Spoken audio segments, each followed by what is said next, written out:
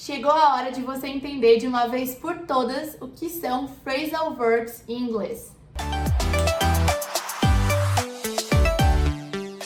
Hey guys, aqui é a Vi E aqui é a Gi, e nós somos as gêmeas do inglês. teachers especialistas em descomplicar o inglês para você falar de uma vez por todas. E eu tenho certeza que se você achou esse vídeo aqui, é porque você em algum momento já pesquisou por aí o que são phrasal verbs, já escutou alguém falar, já viu em algum artigo, em algum vídeo, mas provavelmente não ficou tão claro pra você. E hoje nosso objetivo é esse, né? Deixar esse assunto super claro pra você de uma vez por todas entender o que são e como usar os phrasal verbs em inglês. E pode ser que você ache que não sabe nenhum phrasal verb, mas certamente você conhece alguns, mesmo que você nunca nem tenha percebido, porque eles são realmente muito comuns. Por exemplo, give up é um phrasal verb que significa desistir.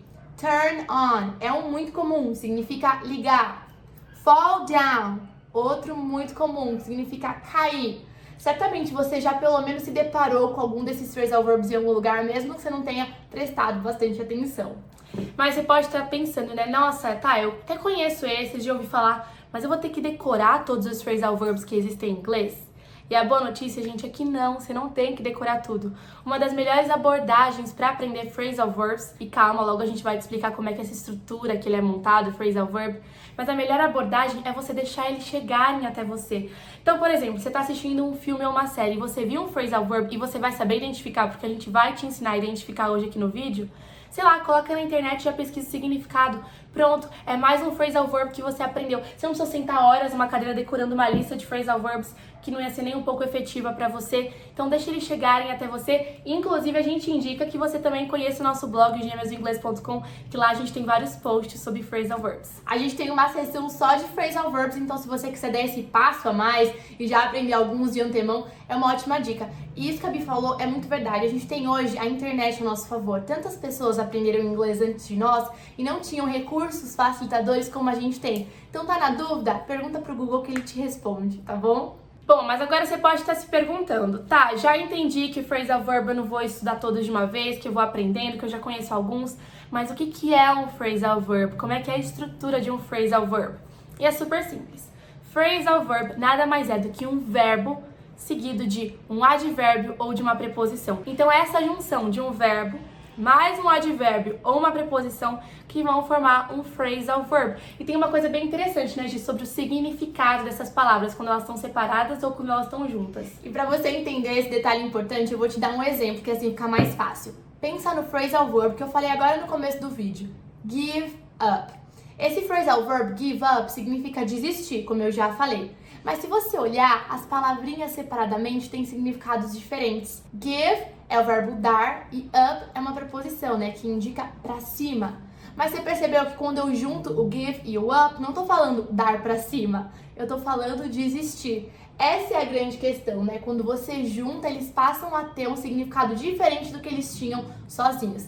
E é tão importante reforçar que a gente não tem que ficar tentando memorizar todos os phrasal verbs, porque não só são infinitos, como o mesmo phrasal verb pode calhar de ter mais de um significado. Pois é. Então, justamente por isso, o legal é o que a gente falou, deixa eles chegarem até você. Inclusive, falando do phrasal verb give up, a gente vai te dar uma frase e você deixa ela nos comentários, tá? É um incentivo. Don't give up, you will learn how to speak English. Não desiste, você vai aprender a falar inglês. Bom, mas agora tem um detalhe importante. Você já percebeu que os phrasal verbs, eles têm pelo menos duas partes, né? O verbo e essa partícula, que é uma preposição ou um advérbio. Se olhou para uma estrutura assim, você já sabe que é um phrasal verb, já pode dar uma googada, uma pesquisada na internet, olhar o nosso blog. Mas tem um detalhe muito importante. Tem algumas vezes que a gente pode separar essas duas partes do phrasal verb em uma frase, colocar algum componente ali no meio entre essas duas partes. E tem situações em que a gente não pode. E a verdade é que não tem uma regra bem definida para te dizer quando você pode e quando você não pode separar as duas partes de um phrasal verb. Mas tem sim uma dica que vai te ajudar na maioria dos casos. Quando o objeto da frase ele for um nome mesmo, um nome de uma pessoa, um nome de uma coisa, então Bianca, mesa, Giovana, cadeira, é um nome, a gente pode escolher se a gente quer separar as duas partes desse phrasal verb e colocar esse nomezinho entre elas, ou então manter as duas partes juntas. É opcional, você separa ou você deixa junto. Agora, quando o objeto ele for um pronome, então não é mais um nome, é um pronome. I, you, he, she, it. Aí você é obrigado a separar as duas partes do phrasal verb e colocar esse pronome entre elas, esse pronome que vai separar essas duas partes. Vamos ver os exemplos aqui que eu acho que vai ficar mais claro, né, Gi? Pensa só nessa frase.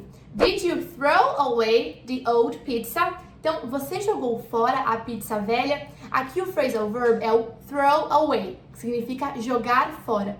E ele vem todo juntinho, né? E só depois vem o objeto the old pizza, a pizza velha. Como a gente tá falando de um nome, né, e não de um pronome, é the old pizza, eu não usei nenhum dos pronomes lá que a gente conhece, eu posso sim deixar o phrasal verb todo juntinho, como eu também posso falar desse outro jeito. Did you throw the old pizza away? Aqui o throw away estão separados, tá vendo? A gente colocou the old pizza no meio e funciona também, como a Bia explicou. Agora, se a gente escolher usar o pronome, o negócio muda. Olha só esse exemplo. Ao invés de a gente falar the old pizza, a gente vai substituir esse nome por um pronome, it, que é o pronome que a gente usa para falar sobre coisas em inglês.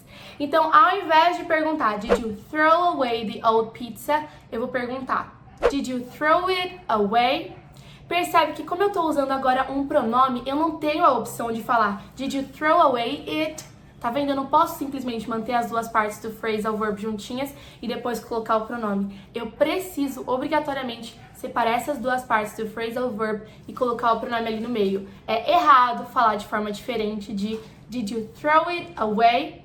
É só isso. Vai te ajudar demais a conseguir identificar como usar. Se você curtiu essa dica, se você gostou de entender melhor o que são os famosos phrasal verbs, não deixa de dar o seu like, tá? Ele é super importante, ajuda muito a gente a crescer o canal e a gente se vê na próxima. A gente se vê no próximo. Take care!